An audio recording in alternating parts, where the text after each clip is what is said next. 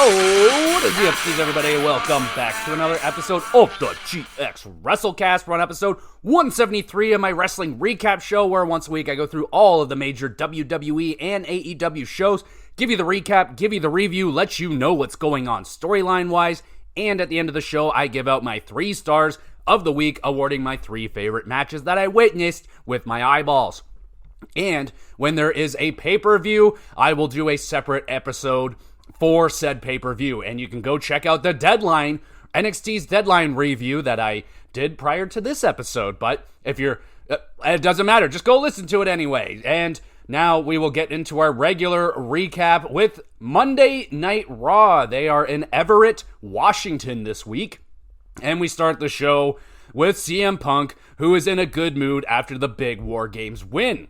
Punk is discussing his future, talking about Royal Rumble, that's right around the corner, and then Seth Rollins interrupts, enters the ring, and just stares at Punk for a long time. Seth finally says he regrets not knocking out Punk the day he came back. Oh, fuck yeah. Seth is feeling tonight is the night he is gonna knock Punk on his ass. Punk calmly tells Seth he isn't in Punk's future and stay on my business. Seth declines, attacks Punk, a little sparring going on there, and then Jey Uso and Sami Zayn come out to break it up. Seth, angry with Sami because he teamed with Punk. Sami says it wasn't his choice, he had to do it. Sami asking Seth twice, and Seth declined both times to be on Sami's team. Seth says he wouldn't team with Roman, so yeah. Sami reminds Seth he created Roman Reigns by betraying the Shield 10 years ago. Oh, snap. That's a great point right there by Sami. Seth reminds Sami he betrayed Roman too. The only constant is Roman is a douchebag. All right, fair enough. Seth tells Sami he's being stupid. Sami says, let's fight about it right here, right now. Seth says fine, and he leaves. But that was awesome right there from Seth and Sami. Great interaction between two real-life friends, and they're just kind of having a moment right here, and it was awesome. Some great points made by Sami. I mean, yes, Roman was kind of created by Seth Rollins in that betrayal all those years ago. Yeah, Sami did the same thing, but that was way after the Shield betrayal, but this is a great interaction. Thumbs up. We get Damian Priest. He was viciously attacked by Judgment Day after his match at Survivor Series. Finn tells Liv that he did the job that Dom couldn't do. Finn trying to take over control of Judgment Day. Liv sends Dom to keep an eye on Finn and whatever he's up to, so we'll see.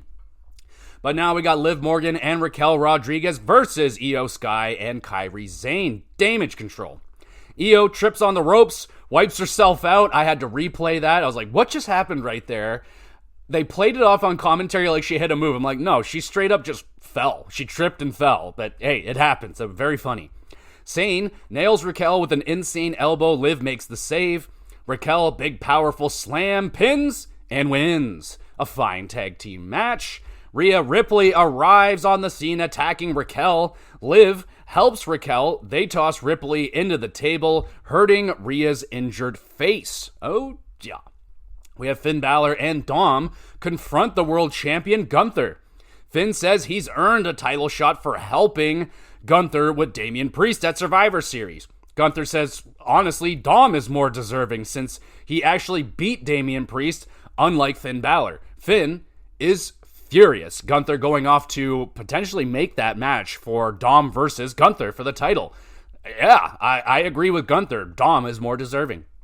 We have a women's Intercontinental Tournament triple threat. See, now I'm confused. I don't know if Lillian Garcia made a mistake, but is it not the United States Championship, or are they also doing an Intercontinental Championship? Is there 2 championships, 1 championship? I'm confused. Lillian, get it together. You're making mistakes and you're confusing me, but I love you. All right, so it's a triple threat match. Shayna Baszler versus Katana Chance versus Dakota Kai. Dakota slammed face first into the table by Shayna. How you doing? Katana delivers a Super Rana to Dakota, slamming her onto Baszler. Very cool. Dakota escapes the Karafuda. Chance nails a 450 on Shayna. Kai hits a Pele kick on Carter, pins, and wins. Dakota Kai advances in the tournament. Really solid, fast-paced matchup. Katana, really good performance from her. Sadly, she didn't win. And now, we get a great video tribute for the New Day's 10-year anniversary. Very nice video package. Thumbs up for that. Adam Pearce brings out Kofi and Xavier, but no Big E. Kofi and Xavier in the ring. They thank everybody. Kofi and Woods about to announce the end of the New Day, but out comes Big E. Oh, fuck yeah. Big E has been very troubled watching E and Kofi fight with each other over the last, how long this has been going on for quite some time now. Big E announces he will be their manager until he is cleared to come back to wrestle again. Woods says, "Oh, now you want to come back? Now you want to come back?" Woods and Kofi say Big E left the New Day. Big E has been recovering from a broken neck, you might have heard. Woods and Kofi don't care. Big E chose himself over the New Day? What? Woods tells E he will never be medically cleared and to go back to his desk job. Oh my god. Big E tries to hug it out, but it's a hard no from New Day. E leaves. Kofi and Woods shake hands with each other, and alright, something finally happened. The New Day is, in a way, Dunyan Rings, the old New Day, and now we got Woods and Kofi. They're back on the same page now as heels? What the fuck is going on? I was not expecting Woods, especially Kofi. When Kofi started laying into Big E like that, I was stunned. I did not see. I thought for sure maybe Kofi would turn on Woods and side with E, but nah, Kofi doubled down and he's going heel as well. That was a massive swerve moment right there. I cannot believe that just happened. Poor Big E. That was soul crushing, but what a moment. Wow. Thumbs up. So I will admit that after this New Day segment, I forgot to watch the remainder of Raw. So I had to read a little recap. Thankfully, I didn't miss anything much. It was just a main event match between Finn Balor, Dom Mysterio, and Gunther. So that match did get made. And Dom Mysterio apparently got a very, very close call and damn near almost pinned the World Heavyweight Champion with a low blow, 619 frog splash combo. Gunther was able to kick out of that, and Dom even getting some cheers from the crowd, which is awesome, man. Dom has been sensational. I love the fact that the crowd is getting behind this guy. When does it happen? When does Dom become a good guy? When does he ever don the Rey Mysterio mask? Even after all that terrible rivalry that he had, like, when does that day come? Are we 5 years away from that happening? Is Dom just the dirty heel? But when he's so good at it, eventually he's just going to end up becoming a natural babyface. But regardless, a great moment and showing here for Dom Mysterio in the main event. I love that for him. And Gunther still showing that, like, hey, I'm not this, like, unstoppable being anymore. Gunther's aura is starting to lose him a little bit. He's, people are getting into his head. You got Dom Mysterio giving him close calls, and then Finn Balor comes out after the match and wipes out the champion. Gunther leaves him laying, and yeah, maybe Gunther needs an Imperium around him again. He's kind of been pushing away Ludwig. Vinci is off on a different planet doing his own thing now, and maybe Gunther needs backup. I'm not sure, but right now Gunther's aura is still beginning to leave him here a little bit. But overall, a very good show, a very good Raw. That New Day moment that's going to go down as one of the biggest moments in Monday, like, in history. That was massive. New Day have been, like, the most solid tag team, one of the best tag teams in history, and to have them break up like that in that way, so sad, so out of nowhere, amazing. Absolutely love that moment. That was a really good Monday Night Raw. I'll hit it with 7.5. We will go now to NXT, and we start with a last chance Iron Survivor qualifier fatal 4-way match for the women. It's Jada Pinkett versus Ren Sinclair versus Kalani Jordan versus Cora Jade. Lots of good choices right here, but only one makes it. Kalani moonsault off of the barricade, appears to kick poor innocent Cora Jade, who's never done anything to anybody, in the face. Jada double butt slam on Cora and Ren. Kalani nails a 450 splash. Jada slams Ren to break up the pin. Lola Vice appears, spinning back fist misses Jada but nails Ren Sinclair. Ren knocked the fuck out, falls onto Cora. It's a pin and a win for Ren Sinclair. Oh, baby. Very good action-packed matchup right here. Everyone getting little moments to shine. Kalani was great, and that finish was awesome. So you get more beef between Lola and Jada Piaca, and a fucking hilariously awesome win for Ren Sinclair. Good for Ren. 7.5 out of 10. We get Eddie Thorpe, super focused on winning the Battle Royale. Lexis King shows up being all nice and sympathetic with Eddie, who wants none of it. He's like, get the hell away from me, weirdo. I don't think he called him a weirdo, but still. Jada Piaca comes back out, and she is pissed. Parker calling out Lola Vice, and Parker dropping numerous naughty words, including shit. She said shit, and the crowd's all like, oh my goodness. Ava Raine arrives, tells Parker she isn't fighting twice in one show. So next week, she can have, or at Deadline, she can have the underground match. Oh, fuck yeah. Lola Vice arrives, also rather angry, tells Jada she can't use her brick this time. Says who? There's no rules in the underground. Parker says she doesn't need it and proceeds to knock Lola out cold with a vicious elbow. That was awesome. That was an awesome punch right there. And Jada Parker, oh my God, like, she was so pissed. I loved that promo from her, dropping the swears. Worked perfectly, well-timed swearing, double thumbs up for Jada Piaca, and hopefully she doesn't get in too much trouble for dropping those swears. I know she'll be fine. We get the tag team battle royale now. All the men's tag teams are in there. Briggs is back, and he's got himself a new Parker. Anamura, I believe was his name. They don't understand each other. They don't speak the same language, but they speak the same ass-kicking language, so they're whooping some ass.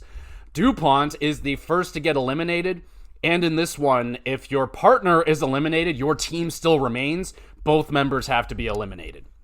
And then Anamura, with a thunderous chop, sends Luca of the family flying out of the ring. That was awesome. OTM hurl Stacks out of the ring, wiping out a group of superstars and eliminating the family. Really cool. Hank and Tank work together to eliminate Tyreek. Wolfgang pushes Hank while Tyreek pulls the ropes, and Hank is accidentally eliminated. Oh no. But Hank sticks around. He makes the save, catching Tank and putting him back into the matchup. Fuck yeah, that was awesome. Thumbs up. Gallus, the only full team left, they get taken out in quick succession. Hank, Price, and Bourne are the final three in this match. Price slams Bourne into a new dimension. Price and Bourne on the apron. Tank with the big opportunity, and it's spoiled. Bourne nails Tank with a lariat. Out goes Tank. Bourne, quick dropkick, takes out Price, and Miles Bourne of No Quarter Catch Crew wins the Tag Team Battle Royale. Damn. That was a highly entertaining finish. Crowd was going crazy for Hank and Tank, man. I really was rooting for those guys to get the big win, but a good sign. The crowd is behind these guys. Their time is coming. OTM, strong performance. That Amanura dude or whatever, he was pretty damn impressive. That chop was wicked. OTM did well, like I said, and really good Royale overall. 7.5 out of 10. And here he comes. It's Eric Bischoff, and he is back, and better than ever. Bischoff, as usual, talks about how awesome NWO was and that time that WCW was awesome. Eric also sees the awesomeness of NXT. Eric brings out his guests, Ridge Holland and Trick Williams. Eric tells Ridge he reminds him of Dick the Bruiser. Okay? Eric loves Trick's flair and charisma. Ridge calls Trick a comedian with abs. This makes Eric back away as things are starting to get tense. Trick calls Ridge boring, just straight up. Ridge calls Trick soft, straight up. This begins a brawl, straight up. Ridge gets the upper hand, delivers a Redeemer on the announce table with a mean thud. That table did not break. Trick taken away on a stretcher. And yeah, solid interaction between Champ and Challenger before their match at Deadline. I don't think Eric really brought a lot to this, but hey, Eric was there. We get Nikita Lyons versus Carmen Petrovic up next. Nikita misses the Vader bomb. Ashante arrives to cheer on Petrovic. Ashante pushes Carmen out of the way, saving her. Nikita accidentally hits Ashante. Petrovic hits a kick, pins, and grabs the win. Pretty solid match. Nice kicks from both ladies here. Again, I just don't care about this Ashante and Petrovic storyline. It's so bleh. We get Shawn Spears. He is speaking with the newest member, Nico. Jensen seems a little bit jealous of Nico. Spears saying hello to Gigi and Tatum backstage. Gigi thinks Shawn is really weird. We get Izzy Dame versus Gigi Dolan with Tatum up next. Shawn Spears appears to scout out the match, being weird. Izzy, mean big boot cheap shot to Tatum. Gigi with the Gigi driver, pins and picks up the win. An alright quick match right here. Wonder what Spears is scouting. Is he going to add some females to his group? That'd be nice. We get Javon Evans gets words of encouragement from X-Pac. Hey, everybody, X-Pac is here, and he's saying words. And now we have another last chance Iron Survival Fatal 4-Way, this one featuring the men. We get Lexis King, Cedric Alexander, Eddie Thorpe, and Axiom in the match. Lexis King, Tower of Doom, an impressive suplex pin combo thing. Eddie, Brainbuster to Axiom, and Axiom with the amazing sell right there. My goodness. Axiom nails King with the golden ratio, but Eddie takes out Axiom, steals the pin on King for the big win. Eddie Thorpe qualifies, allegedly, for the Iron Survivor, which he was not in. So, all right, we'll figure that out. Good fast-paced matchup. Lexis King, great performance, looking a little bit like Kenny Omega out there at times. The way that he runs the ropes and does the dives, I'm definitely seeing flashes of Kenny Omega. 7 out of 10. We get Ava Raine updates us on Trick Williams, says he's going to be able to fight at Deadline, so good. We get NXT Women's Champion Roxanne Perez in the ring cutting a promo. Roxanne not worried about any of the women in the Iron Survivor. Sol Ruka, Zarya, Vakur, and Julia, they all come out, they arrive. Roxanne tells them they need to go through each other before they can get to the champ. This starts a brawl. Roxanne leaves. She's watching the job that she just started. She started a big brawl. She's proud of herself, and then she runs into Ren Sinclair. The Ren champ is dropped with a punch. Ren holds up the championship, and maybe a little foreshadowing right now. Backstage, Eddie Thorpe has been attacked, but by who? Eddie is not going to be able to compete at Deadline, so a mystery person will have to take over. Who will that be? Well, you're going to have to go check out the Deadline pay-per-view review to find out who that person was. And that's the end of the show. Really strong go-home NXT before Deadline. Last chance matches were really good. It kind of sucks that Eddie Thorpe, that just gets immediately taken away from him, so I don't know what they're doing with Eddie Thorpe right now. The tag battle was also pretty good. Jada Paka, awesome profanity-laced promo. Really sets up for another great, underground match.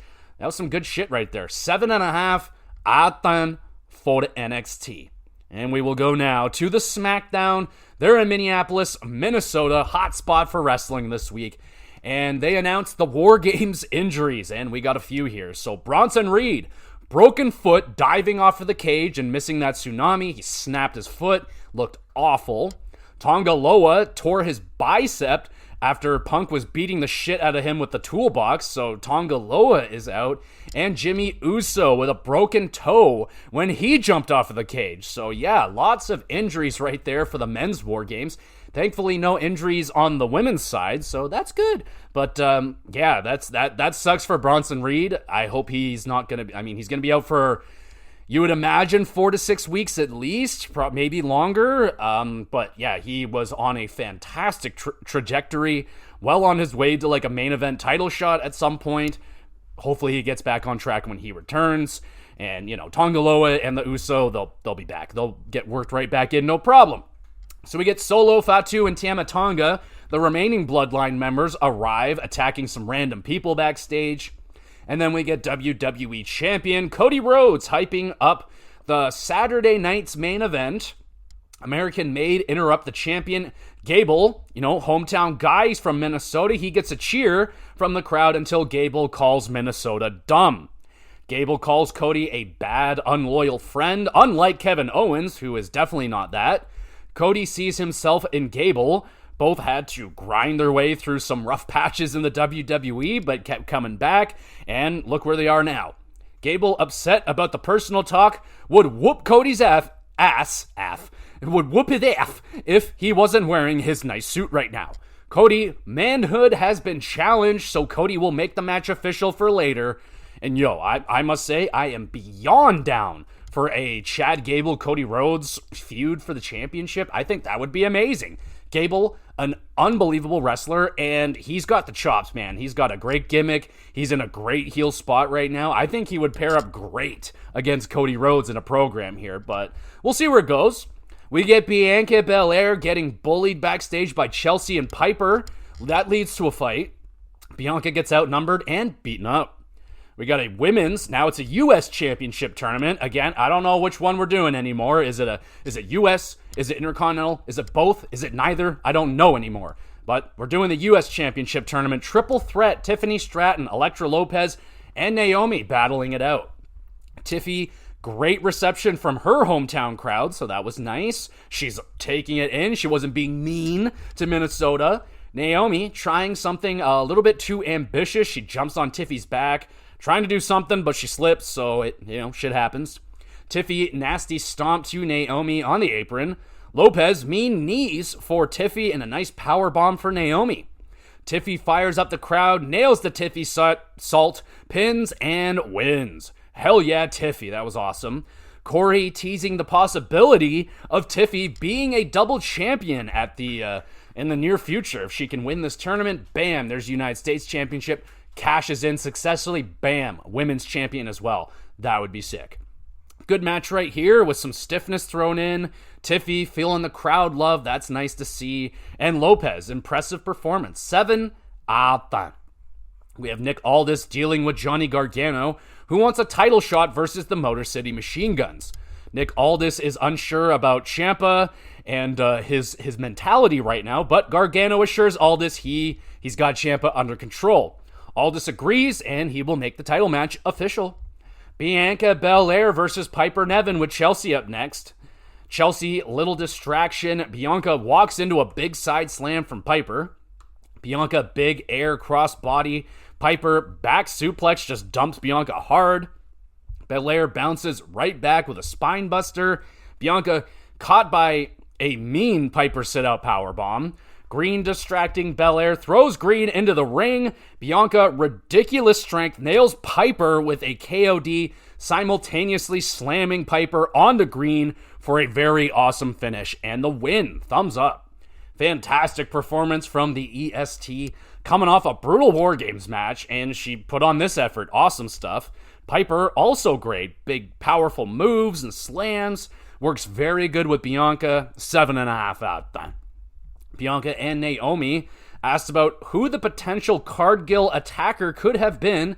They think that it's probably between Liv Morgan or Nia Jax, but who knows? Maybe someone else did it. But now we got the new United States champion Shinsuke Nakamura in the ring. Out comes former champ LA Knight, who wants his rematch. Knight, equipped with sunglasses, he calls his poison mist blockers. Oh yeah. Andrade objects, but he gets blindsided by Tama Tonga. Knight jumped by Fatu. Nakamura starts spewing black goop from his mouth and is able to escape peacefully. Solo says the bloodline will lay out everyone's ass. Solo frustrated, he's still not being taken seriously as the tribal chief.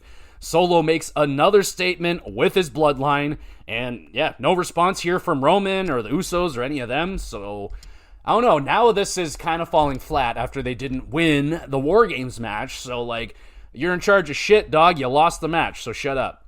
We get Kevin Owens' message from his car, and Kevin is pissed. He's got to be in Minnesota to be interviewed by Michael Cole.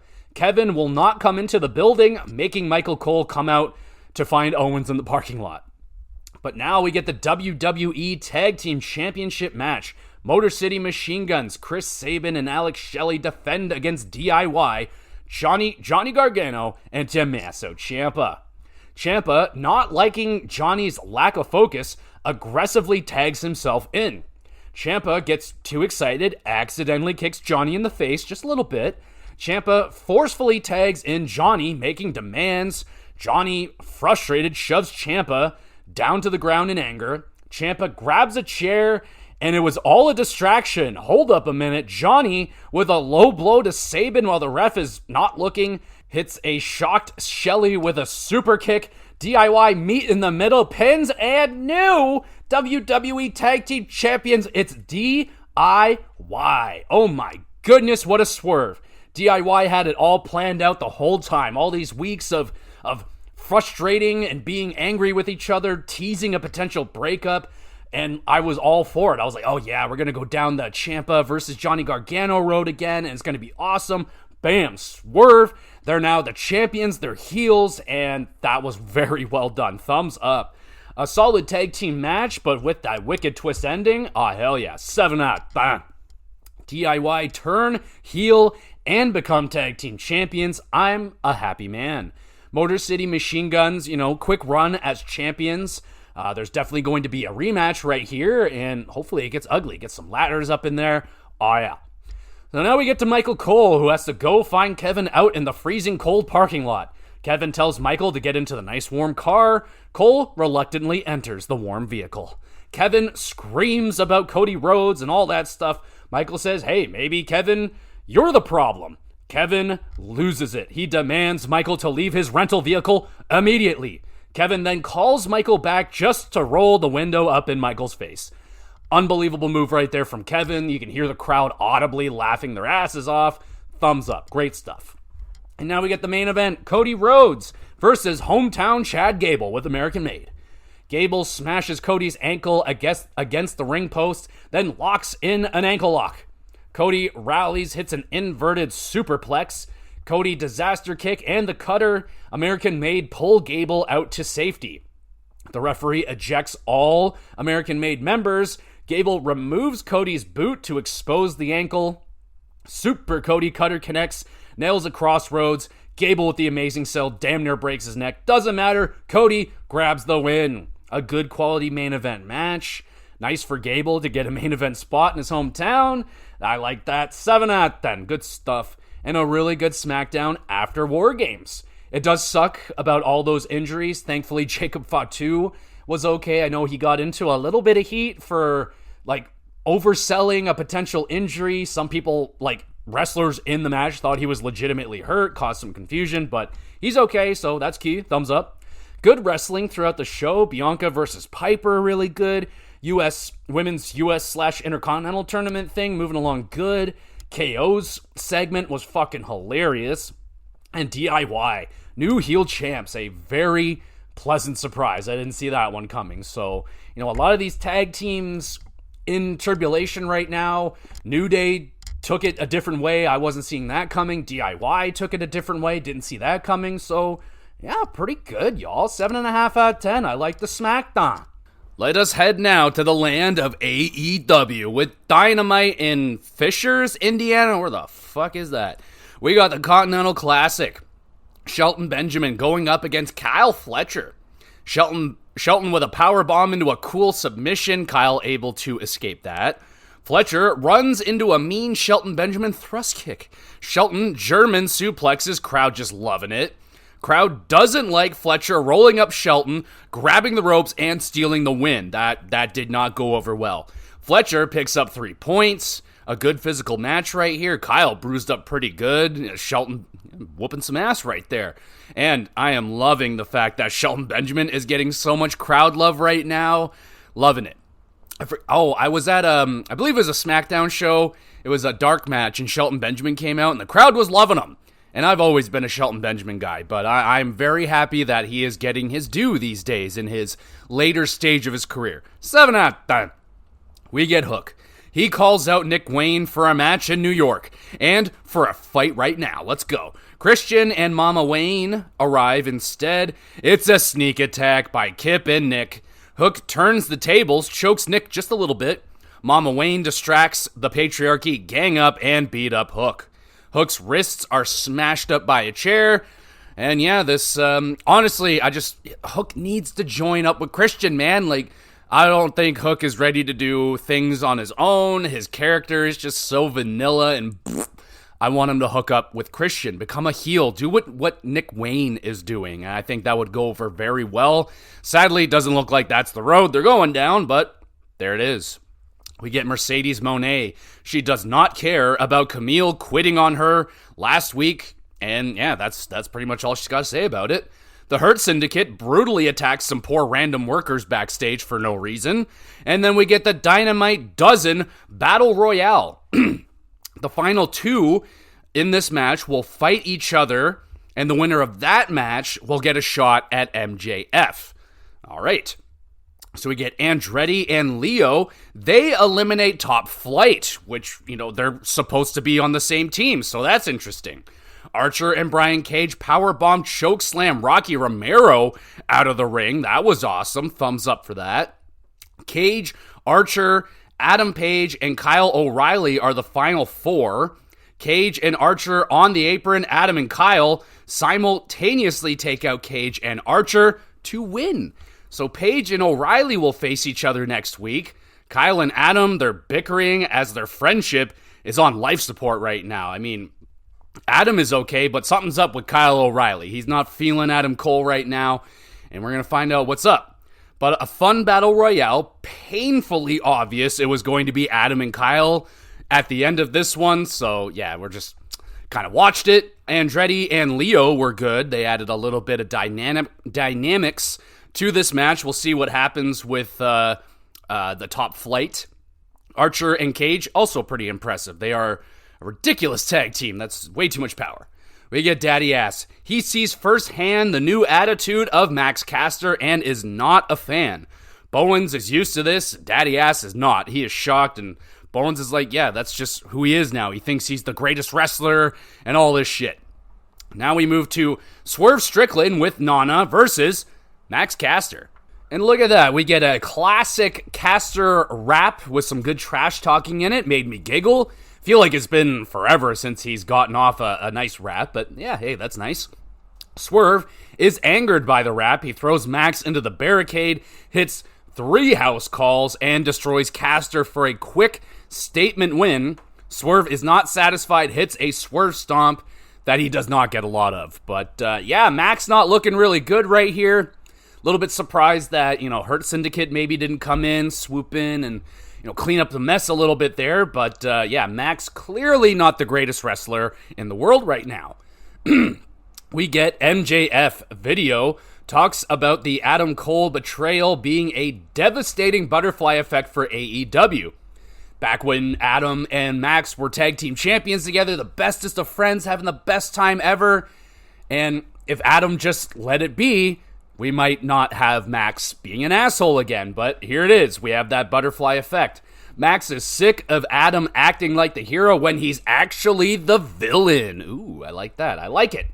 What would be cool is MJF and Adam Cole hooking back up together, but as heels this time around. That would be fun. We get Jay White versus Pac with Yuta up next. Pac backflip counters out of the suplex. Jay just tries again, and he drops Pac right on his head. How you doing? Pac brutalizer locked in. Jay White badass with a bloody mouth. Powers out, gets to the ropes.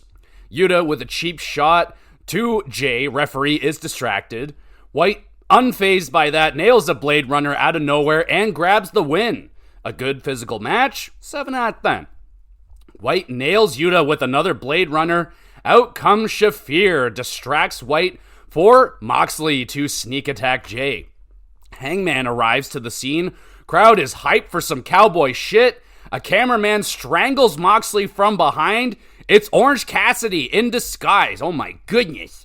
Orange punches all around. Mox hit with a Blade Runner and a buckshot lariat, and they send the Death Riders retreating. Oh yeah. So, Cassidy adding some serious backup in White and Page, but can they all work together is the question. Jay and Adam, they don't have a great relationship. Hangman is just a renegade. He's, you can't really get him to focus on something for that long before he goes crazy. But I like I like that Orange is getting, not to be rude, but some better teammates to take on Death Riders. Makes sense. And now we got Anna Jay versus Penelope Ford. Penelope, nice handstand elbow, and then licks Anna. That's fucked up. Ford, bridging deathlock applied, but Anna gets to the ropes. Jay nails the gory bomb, pins, and wins. Good resilient performance for Anna. Penelope, nice performance. A solid match overall. Anna demands Mercedes Moné to come out. The TBS champion arrives, tells Anna she doesn't deserve anything because Anna has done nothing. Jay decides to do something, smacks Moné. This slightly impresses the champion. Moné says she will fight on her time. Looks like Anna's plan worked a little bit. She did get Moné's attention. That's the plan, so there you go. Looks like Anna Jay will eventually get a shot at Mercedes Moné. Don't feel very confident that Anna Jay will get that job done. AEW Women's Champion interviewed by annoyed Renee, because Renee is always annoyed. Mariah, not worried about Shirakawa's claims, she only shakes her lady bits. Mina appears with a wine bottle and hands it to May. Mina challenges May to hit her while she's looking.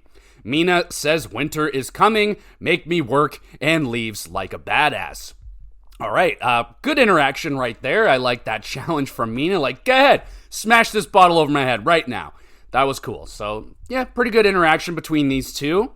And now it's the main event. Continental Classic match. Claudio Castagnoli versus Brody King. Brody busted open after a stiff shot. Brody superplex and a pile driver. Claudio kicks out. Claudio with a sneaky low blow, nails the neutralizer, and defeats King for 3 points. Very physical fight as expected. Brody's chops, just so vicious. Claudio, uppercuts also on a vicious level. Good fight right here. Wanted a little bit more out of this one, but it was still good. 7 out of 10. And a solid Dynamite. As expected, Anna Jay moves on to challenge Moné for her championship. Solid to good wrestling throughout the show. No real bangers to speak of. Jay White and possibly Hangman joining Orange to fight with the Death Riders. Seems like a way more fair competition. Before they had the conglomeration, which they're kind of like a goofy group, so I don't know.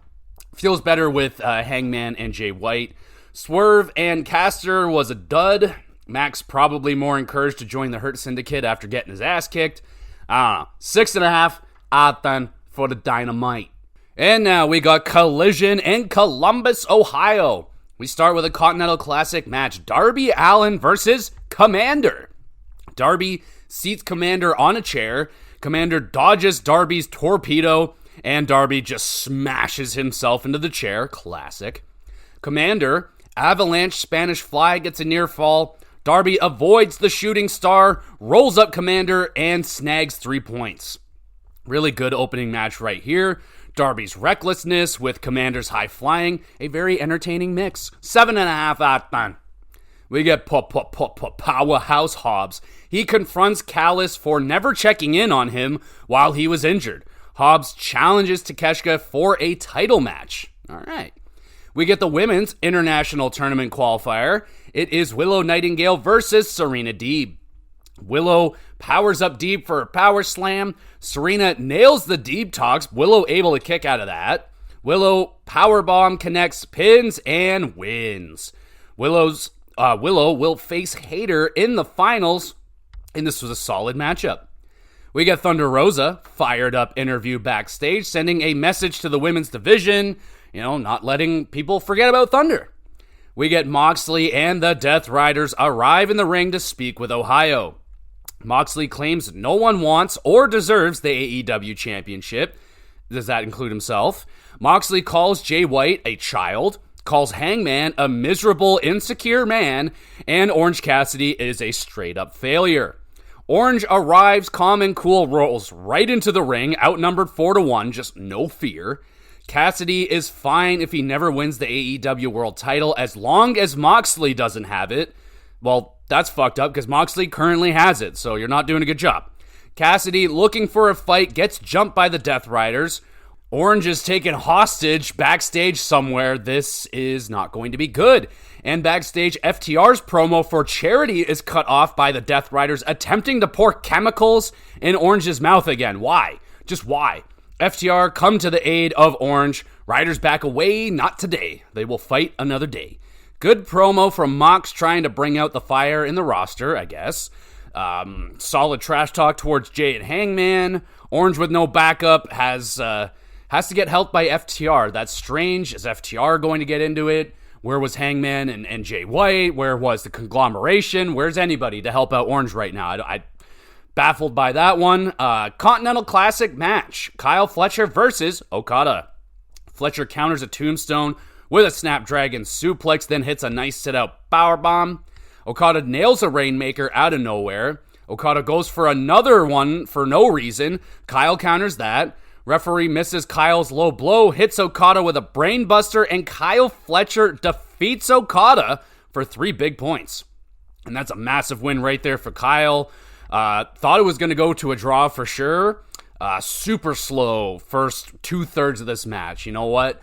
Okada, I like Okada, but man, that guy just loves to milk the time limits in this company. He just so slow, so methodical, and when he kicks in, it's really entertaining, but man, that is some slow shit right there. I thought it was going to be 18 minutes of slow, methodical wrestling with a 2-minute, draw finish. Basically that, but at least Fletcher got a win. Last few moments of the match were good.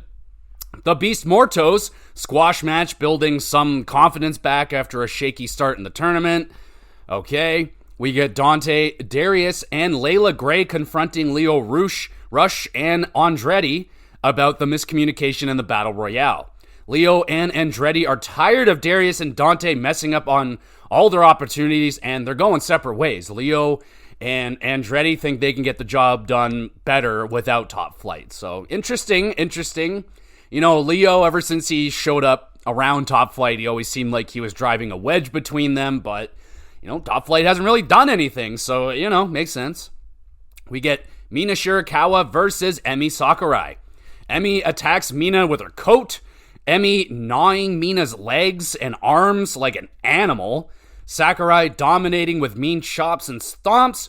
And Thunder Rosa is scouting in the crowd. Mina spinning back fist, cool twisty splash over the referee. And a top rope blockbuster. Shirakawa picks up the win. Emi was in full control until she wasn't and lost the match. But Emi, a good effort, hard-hitting strikes. Mina, good fired-up rally, a solid match. We get Mark Briscoe backstage, not worried about having no points in the tournament.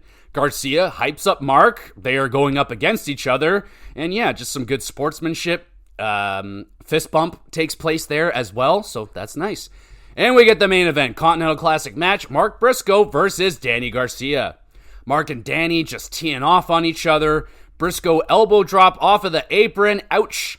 Garcia nails a superplex into a pile driver. Briscoe kicks out. Froggy Bow isn't enough. Briscoe pulls out a nasty driver, pins, and wins. Briscoe finally on the board with 3 points. A good physical fight. Fun finish. 7 out of 10. Briscoe and Danny shake hands. Good sportsmanship. And a solid collision, really solid wrestling throughout. Really enjoyed the opening match between Darby and Commander. Okada versus Fletcher was underwhelming and rather boring. Top Flight splitting, pretty neat, I guess. And Moxley doing the usual Death Rider stuff. Same old, same old. 6 out of 10, photo collision.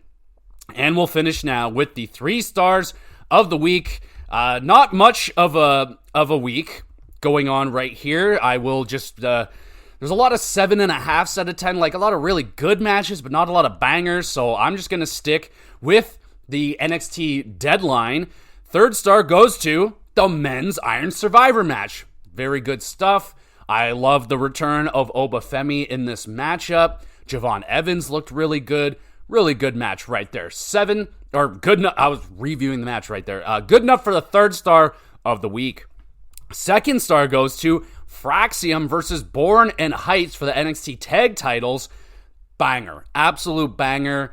Frazier doing double duty that night. That was his second match, and he was flying around. Axiom, unbelievable effort. Really picking up the dirty, or picking up the heavy load there for Nathan. And Miles Bourne and Tavian Heights really emerging in that match. Spectacular performance from them. Good enough for the second star. But the first star goes to the Women's Iron Survivor match. Outstanding match. Loved it. I gushed about it in the Deadline review. Just the women's division right now in NXT is so stacked. I love the additions of Zarya and Vakur and Julia recently. They brought so much more to the company, and all these up-and-coming stars like Sol Ruka and Ren Sinclair. I mean, my goodness, NXT right now on fire. Women's Iron Survivor, good enough for the first star. And that's the show, everybody. Thank you so much for listening. You the best. You want to be even more of the best, though, make sure you're reviewing and liking the podcast. Share it around with a few thousand of your friends, maybe an enemy or two. That would be great. And in terms of what else we got going on with the podcast, the NXT Deadline review is out, so you can go back and listen to that one. Got a hockey cast coming up real soon. It was a insane week, so make sure you're checking out, staying up to date with the latest news in the NHL. It was a big one. And in terms of the Gamer Cast, just did the Pokemon Snap. Go back and check out that retrospective. That was a fun one, and it's going to be a big one this week. 30-year celebration for PlayStation. I went back and picked mostly picked PlayStation exclusives through the 30 years and picked my favorite exclusive from each year. So it's going to be a big, long retrospective for PlayStation this week on the GamerCast. Going to be a good one. And oh my God, there's a Saturday Night's Main Event this week, so there's going to be another extra pay-per-view-ish review. Depends. I don't know how long Saturday Night's Main Event's going to be, but I'll talk about it and all that great stuff. So there you go, everybody. There's going to be lots more to listen to. Stick around. And I upload all these to the YouTube channel, GamerGX Videos. Links are in the description. Got a Twitter page and an email address. You want to send in a question, have it read out, answered live on the podcast, be my guest. I would love that. Anything about wrestling, video games, or hockey would be preferred. Outside of that, I'm not an expert. Not an expert in anything, really, but there you go. Thank you, everybody, so much for listening / watching. We'll be back again with some GX Bluff Gift.